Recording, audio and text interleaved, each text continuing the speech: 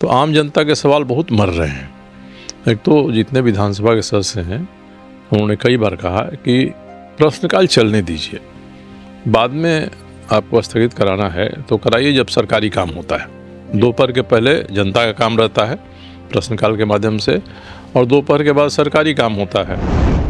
आमतौर पर फंड का सरेंडर मार्च महीने में किया जाता है, क्योंकि मार्च तक अगर कोई विभाग अपना काम नहीं कर सका तो पैसा वापस कर देता है, और यहाँ तो दिसंबर से ही पैसा वापस आने लगा। सरकार करेगी कोयला सेस में हमारा 1.25 लाख करोड़ रुपया केंद्र पर बकाया है, क्या वाकई है ऐसा?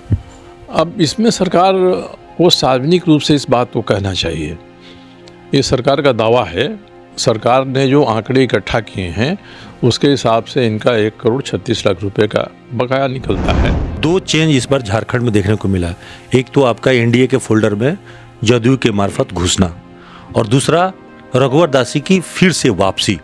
वो बीच में राज्यपाल बने, फिर वापस आके मेन स्ट्रीम में राजनीति में आ गए। तो क्या लगता है कि ये बीच में जो वो वनवास में चले गए, फिर वापसी उनकी पार्टी के स्तर पे हुई है, तो कुछ तो बात हुई? वनवास में कहाँ थे, उनको तो महामहिम राज्यपाल बनाया था भारत की सरकार ने। अब इसमें क्या हुआ है ये भारतीय जनता पार्टी के लोग ही जानते हैं। भारतीय जनता पार्टी ने हेमंत सोरेन पर भ्रष्टाचार का आरोप लगाया, परिवारवाद का आरोप लगाया। जब चुनाव नज़दीक आया तो ये दोनों आरोप तो टाटा फिस हो गए। भाजपा भी लगने लगे आरोप। हाँ, भाजपा भी जिन चेहरों को सामने रख के चुनाव में आई, या हेमंत सोरेन पर जो आरोप ईडी ने लगाया था, उस सभी में भारतीय जनता पार्टी के ऊपर भी वो आरोप आ रहे थे। तो भ्रष्टाचार का आरोप टाटा फिस हो गया, परिवारवाद का आरोप टाटा फिस हो गया, क्योंकि भारतीय जनता पार्टी ने भी कई ऐसे टिकट दिए जो परिवार के ही लोगों को थे।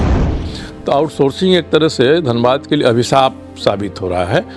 जो प्रदूषण हो रहा है, यातायात में जो गड़बड़ियाँ हो रही हैं, वो तो सब हैं ही। आउटसोर्सिंग वाले जितना प्रोडक्शन दिखाते हैं उससे ज़्यादा प्रोडक्शन करते हैं। एमडीए मोड में तो निजीकरण हो ही गया, वो तो कोयला बेचने का अधिकार दे दिया।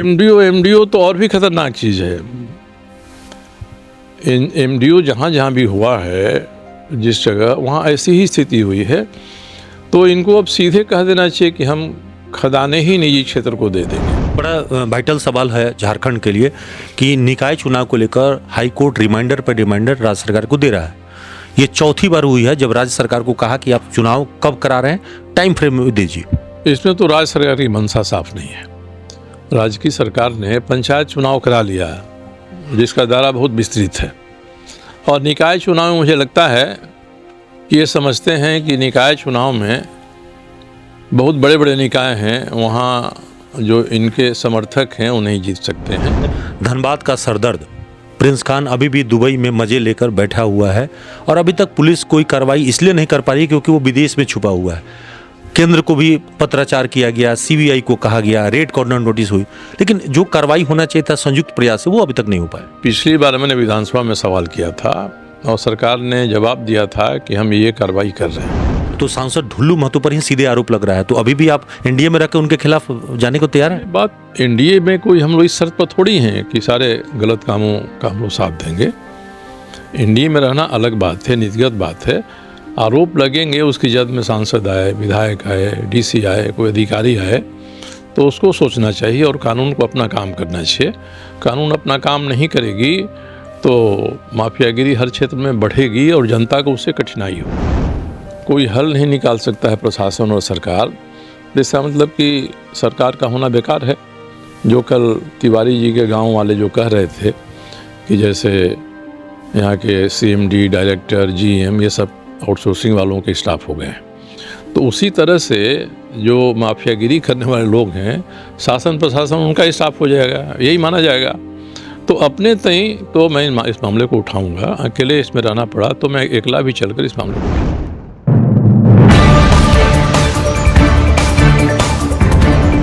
झारखंड के जमशेदपुर से 5 बार के विधायक, मौजूदा जमशेदपुर पश्चिमी के विधायक और पूर्व मंत्री सरजू राय जी कोयलांचल धनबाद के दौरे पर हैं।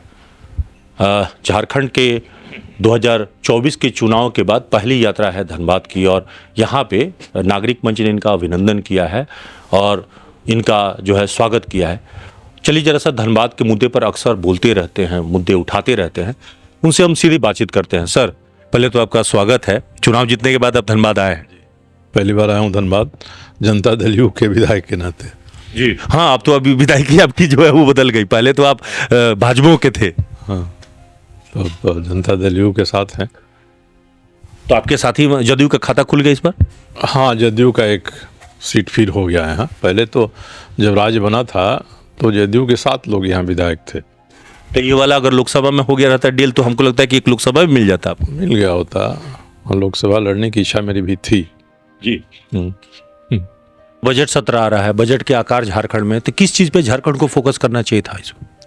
देखिए, बजट के 2 पहलू होते हैं। एक तो विस्तृत तकनीकी होता है जिसमें आंकड़े होते हैं, और दूसरा होता है जो सरकार जनता के हित में लोक लुभावन बातें करती हैं। तो जो भी बातें आप कर रहे हैं लोक लुभावन, या जो भी घोषणाएं कर रहे हैं, उनके लिए बजट में प्रावधान होना चाहिए।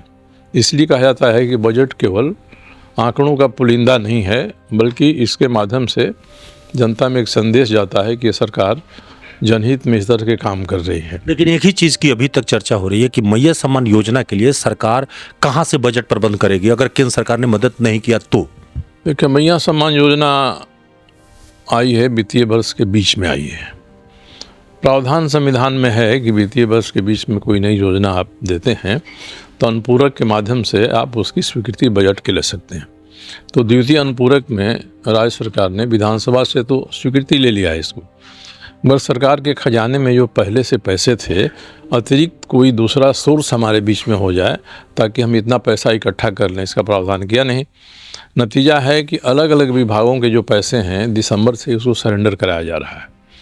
यानी कोई विभाग अगर अपने यहाँ किसी योजना पर पैसा रखा है कि हम ये काम करेंगे, और सरकार के सभी विभाग जनहित में काम करते हैं जी, तो उस विभाग से संबंधित जो जनहित के काम में हैं उनको रोक कर मैया सम्मान योजना के लिए पैसा इकट्ठा किया गया, उससे दिया जा रहा है। फंड डाइवर्ट हो रहा है। आमतौर पर फंड का सरेंडर मार्च महीने में किया जाता है, क्योंकि मार्च तक अगर कोई विभाग अपना काम नहीं कर सका तो पैसा वापस कर देता है, और यहाँ तो दिसंबर से ही पैसा वापस आने लगा जी। अब नया बजट बन रहा है तो सरकार को इसमें प्रावधान करना होगा। सरकार करेगी कोयला सेस में हमारा 1.25 लाख करोड़ रुपया केंद्र पर बकाया है, क्या वाकई है ऐसा? अब इसमें सरकार को सार्वजनिक रूप से इस बात को कहना चाहिए। ये सरकार का दावा है। सरकार ने जो आंकड़े इकट्ठा किए हैं उसके हिसाब से इनका 1.36 करोड़ रुपए का बकाया निकलता है। अब भारत सरकार उसमें से कितना मानती है, दोनों आमने सामने बैठेंगे तभी होगा। और 1,36,000 करोड़ रुपया कोई भारत की सरकार एक साथ में तो आपके बैंक में ट्रांसफ़र नहीं कर देगी। राज्य के बैंक में किस्मत के पैसे हैं, किस तरह के पैसे हैं। अब तो राज्यों को सेस लगाने का भी अधिकार मिल गया है, और सेस के भी पैसे 2005 से सुप्रीम कोर्ट ने कहा है कि आपको भुगतान करना होगा। तो राज्य की सरकार को चाहिए कि केंद्र सरकार से तनावपूर्ण संबंध रखे बिना केंद्र सरकार से बात करे। कम से कम दिल्ली में जो झारखंड भवन है वहाँ एक रेजिडेंट ऑफिसर बहाल होते हैं, एक सक्षम अधिकारी को दिल्ली में पोस्ट करे, वो सभी विभागों से बात करे, लाइजनिंग करे और अपने हित का काम कराए। ये नहीं हो रहा है। कोई भी एक अधिकारी वहाँ है नहीं दिल्ली में जो राज्य सरकार के हित की बात भारत सरकार से करे। ये भारत सरकार से जब संबंध आपके तनावपूर्ण नहीं रहेंगे तभी ये पैसे, अगर दावा है तब भी निकल कर आ सकते हैं, नहीं तो 50 बहाने हैं भारत सरकार के पास में और आपकी डिमांड को खारिज कर सकता है। अब जैसे मान लीजिए सेस का पैसा मिलना है आपको, सेस मतलब कि जो रॉयल्टी वसूल की जाती है उस रॉयल्टी पर सेस लगाया जाता है। आप इसमें बहुत खुश होंगे कि हमको सेस का पैसा मिलेगा, भारत के साथ रॉयल्टी की दर कम कर देगी जी, कम कर देगी तो आपको पैसा सेस का कम मिलेगा। इसलिए इन सब बातों के लिए भारत सरकार के साथ मिलकर बैठकर बात करना एकमात्र ही समाधान है जी। 2 चेंज इस बार झारखंड में देखने को मिला। एक तो आपका एनडीए के फोल्डर में जदयू के मार्फत घुसना, और दूसरा रघुवर दासी की फिर से वापसी। वो बीच में राज्यपाल बने, फिर वापस आके मेन स्ट्रीम में राजनीति में आ गए। तो क्या लगता है कि ये बीच में जो वो वनवास में चले गए, फिर वापसी उनकी पार्टी के स्तर पे हुई है, तो कुछ तो बात हुई? वनवास में कहाँ थे, उनको तो महामहिम राज्यपाल बनाया था भारत की सरकार ने। अब इसमें क्या हुआ है ये भारतीय जनता पार्टी के लोग ही जानते हैं। इस पर मेरा कोई बोलना या मेरी टिप्पणी कोई इसमें उचित नहीं कही जाएगी। कुछ लोग कह रहे हैं कि राष्ट्रीय अध्यक्ष के मटेरियल हैं इसलिए लाए गए। हमने कहने के लोग कह रहे हैं, मगर इसमें जब तक भारतीय जनता पार्टी की केंद्रीय इकाई कुछ नहीं कहती है या राज्य के नेता कुछ नहीं कहते हैं, तब तक तो हम लोग अनुमान ही लगा सकते हैं। अब पहले भी भारतीय जनता पार्टी के प्रदेश अध्यक्ष 3 बार रह चुके हैं, रघुवर दास जी। तो भारतीय जनता पार्टी के जो नेता हैं राज्य के समन्वय बनाकर चलना होगा, या भारतीय जनता पार्टी की चुनाव होगा राष्ट्रीय स्तर का, तो अध्यक्ष हो सकते हैं, अध्यक्ष के लायक हैं। नहीं अध्यक्ष हुए कोई पदाधिकारी हो सकते हैं, पहले भी ये केंद्रीय पदाधिकारी रहे हैं। लेकिन इस बार एनडीए का जो आशातीत सफलता मिलनी चाहिए थी विधानसभा चुनाव में, वो मिली नहीं, तो चूक कहाँ रही? देखिए, इसका चूक है कि जो मनोविज्ञान है झारखंड की जनता का, उसको भारतीय जनता पार्टी के नेता समझ पाने में असमर्थ रहे। मैंने खुल कर कहा है कि भारतीय जनता पार्टी, आरएसएस की संस्थाएं काफ़ी अच्छा काम करती हैं कई जगह, मगर यहाँ के लोग समझते हैं कि ये अच्छा आदमी है, अपना आदमी नहीं है। तो भारतीय जनता पार्टी को झारखंड के मनोविज्ञान के साथ तालमेल बिठाकर और इसको समझना पड़ेगा कि हमारी भूमिका किस तरह से हो। केवल आप कहते रहिए, बोलते रहिए, इससे नहीं होगा। अब 2-3 चीज़ें थीं। भारतीय जनता पार्टी ने हेमंत सोरेन पर भ्रष्टाचार का आरोप लगाया, परिवारवाद का आरोप लगाया। जब चुनाव नज़दीक आया तो ये दोनों आरोप तो टाटा फिस हो गए। भाजपा भी लगने लगे आरोप। हाँ, भाजपा भी जिन चेहरों को सामने रख के चुनाव में आई, या हेमंत सोरेन पर जो आरोप ईडी ने लगाया था, उस सभी में भारतीय जनता पार्टी के ऊपर भी वो आरोप आ रहे थे। तो भ्रष्टाचार का आरोप टाटा फिस हो गया, परिवारवाद का आरोप टाटा फिस हो गया, क्योंकि भारतीय जनता पार्टी ने भी कई ऐसे टिकट दिए जो परिवार के ही लोगों को थे। तो जो मुद्दे थे ये मिस फायर हो गए, और हेमंत सोरेन ये बताने में कामयाब हो गए कि ये लोग हमको परेशान कर रहे हैं। हेमंत सोरेन जहाँ पकड़े जा सकते थे ईडी के द्वारा, वहाँ नहीं पकड़े जा सके, क्योंकि ईडी ने जो भी चार्जशीट दिया ये था कि ये सब सारे काम तो 2015 से 2019 के बीच में भी हुए हैं।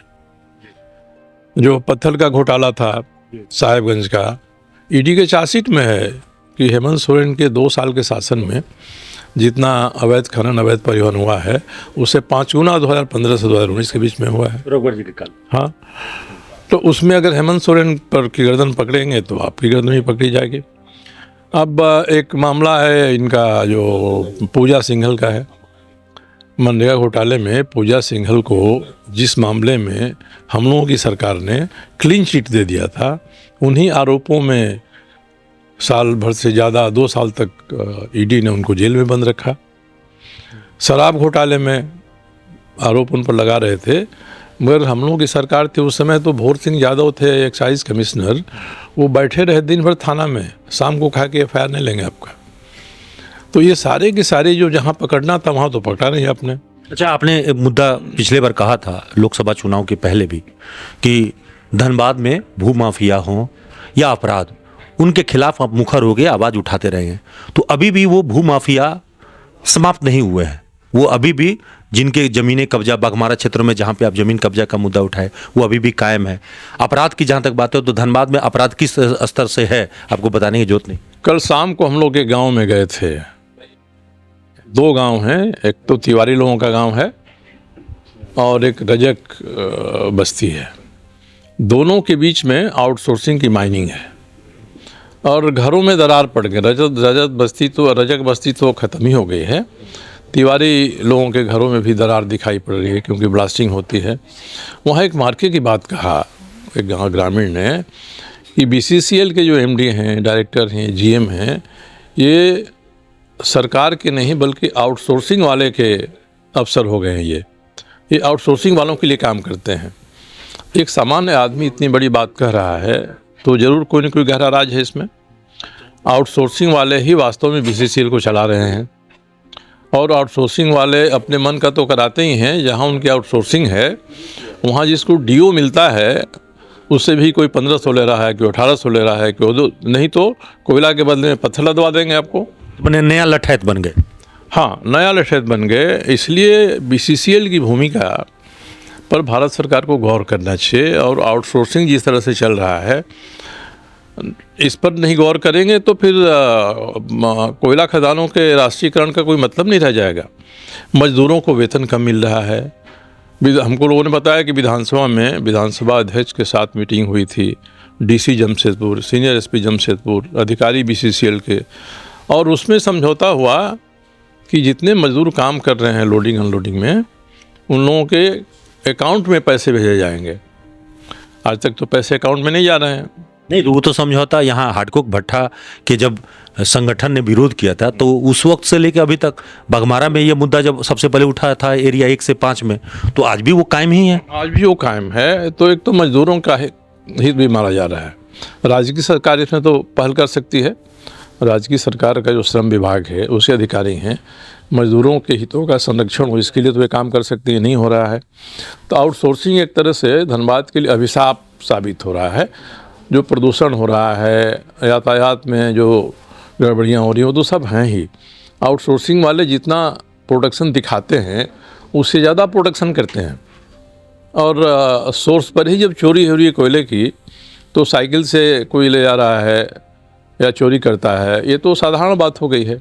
दूसरे जो बंद खदाने हैं, उनमें लोग घुस कर चोरी करते हैं। अभी एक खदान धंस गया, कई लोग मर गए।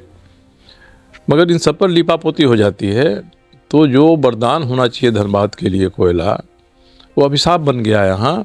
और इसी के कारण से माफियागिरी भी चल रही है। इसी के कारण से प्रशासन में भी प्रतिकूल प्रभाव पड़ रहा है। एमडीए मोड में तो निजीकरण हो ही गया, वो तो कोयला बेचने का अधिकार दे दिया। एमडीओ तो और भी खतरनाक चीज़ है।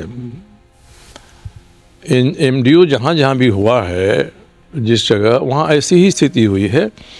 तो इनको अब सीधे कह देना चाहिए कि हम खदाने ही निजी क्षेत्र को दे देंगे। नाक को सीधे पकड़ना चाहिए, नाक को घुमा फिरा के पकड़ने का कोई मतलब नहीं है।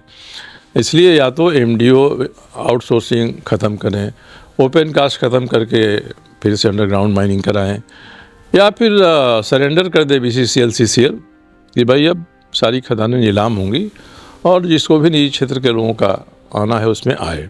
झरिया पुनर्वास आज भी एक मिथक बन के रह गया। 1 लाख से ज़्यादा लोगों का अभी भी पुनर्वास बकाया है। ये असंभव है, इस सिस्टम में नहीं संभव है। क्योंकि जो पुनर्वास करने वाले हैं, उनकी तो इच्छा शक्ति होनी चाहिए, पुनर्वास करना है। उनका मन भी इसमें साफ नहीं है। ये केवल अखबारों में सार्वजनिक रूप से बोलते हैं, ज़मीन पर जहाँ काम करना है वहाँ ये काम नहीं करते हैं। इनसे नहीं संभव है। इसलिए हमको लगता है कि उसको भूल जाना ही बेहतर है। एक बड़ा वाइटल सवाल है झारखंड के लिए कि निकाय चुनाव को लेकर हाई कोर्ट रिमाइंडर पर रिमाइंडर राज्य सरकार को दे रहा है। ये चौथी बार हुई है जब राज्य सरकार को कहा कि आप चुनाव कब करा रहे हैं, टाइम फ्रेम दीजिए। इसमें तो राज्य सरकार की मंशा साफ नहीं है। राज्य की सरकार ने पंचायत चुनाव करा लिया, जिसका दायरा बहुत विस्तृत है। और निकाय चुनाव में मुझे लगता है कि ये समझते हैं कि निकाय चुनाव में बहुत बड़े बड़े निकाय हैं, वहाँ जो इनके समर्थक हैं वो नहीं जीत सकते हैं। भाजपा के एनडीए को फायदा हो जाएगा। एनडीए को फायदा हो सकता है। इससे कोई अंतर नहीं पड़ेगा, क्योंकि संविधान के हिसाब से आपको निकायों को चलाना है। कोई भी रहे, सरकार का अंकुश तो उन पर रहेगा ही, इसलिए कर लेना चाहिए। तो पिछले 5 साल से तो नुकसान हो गया। झारखंड में चुनाव नहीं हुए तो राशि भी जो केंद्र सरकार से मिलनी चाहिए थी वो खर्च नहीं हो पाई, वो नहीं मिल रही है। और अब तो देखिए, मैं इस सवाल को उठा रहा हूँ, मैंने एनजीटी में भी एक पिटीशन डाला है कि जो शहरीकरण है निकायों के माध्यम से हो रहा है, ये शहरीकरण पर आप ध्यान नहीं देंगे तो बाद में नरक की स्थिति शहरों में हो जाएगी। शहर में जो पानी देना है, सड़क है, सफाई है, ये अहम मुद्दा है। दूसरा, जो कचरा यहाँ पैदा हो रहा है, उस कचरे का निस्तार आप कैसे करेंगे, इसके बारे में झारखंड में अभी तक कुछ नहीं किया गया है। एक भी शहर में इसकी व्यवस्था नहीं है। आपने तो कहा था कि एसटीपी लगाने के लिए दामोदर बचाओ अभियान के तहत। नहीं, अब तो इसलिए कहा था कि एसटीपी लगाएंगे, कोई टीम भी आई है यहाँ, एसटीपी लगा देंगे। लगना महत्वपूर्ण जितना है, उससे अधिक महत्वपूर्ण है कि एसटीपी चले भी।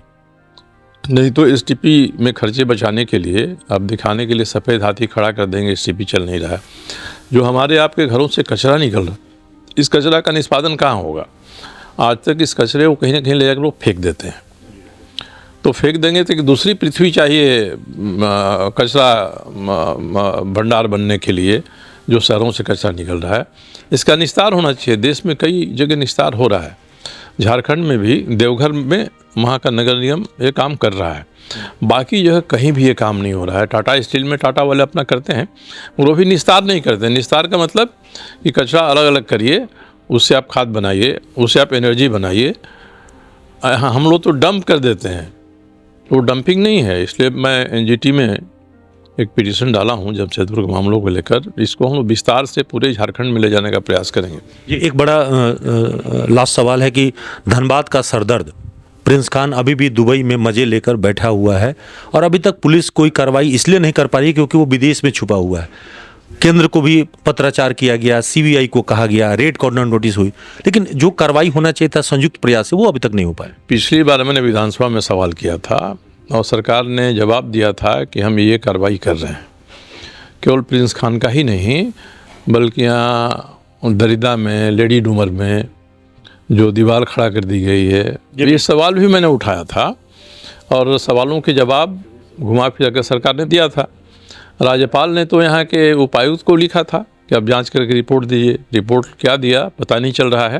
वो मनिया के कब्जे में विधायक के कब्जे में रहा था, अब तो वो सांसद हो गए, तो अभी भी उस पर जांच रिपोर्ट आया नहीं। तो मैं तो इन मामलों को फिर से उठाऊंगा विधानसभा में भी, विधानसभा के बाहर भी, क्योंकि मैंने दोनों गाँवों के लोगों को वचन दिया है कि मैं आपको न्याय दिलाने की कोशिश करूँगा। तो जितना मेरी कुवत है उसके हिसाब से तो मैं उनके लिए करूँगा काम। इस मामले को मैं फिर से उठाऊंगा और ये अगर ऐसे मुद्दों पर कोई हल नहीं निकाल सकता है प्रशासन और सरकार, तो इसका मतलब कि सरकार का होना बेकार है। जो कल तिवारी जी के गांव वाले जो कह रहे थे कि जैसे यहाँ के सीएमडी, डायरेक्टर, जीएम ये सब आउटसोर्सिंग वालों के स्टाफ हो गए हैं, तो उसी तरह से जो माफियागिरी करने वाले लोग हैं, शासन प्रशासन उनका स्टाफ हो जाएगा, यही माना जाएगा।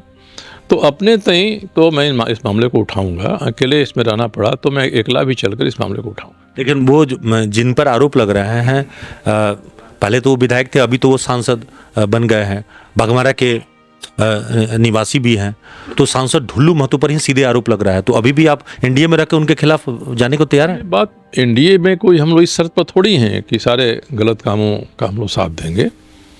एनडीए में रहना अलग बात है, नीतिगत बात है।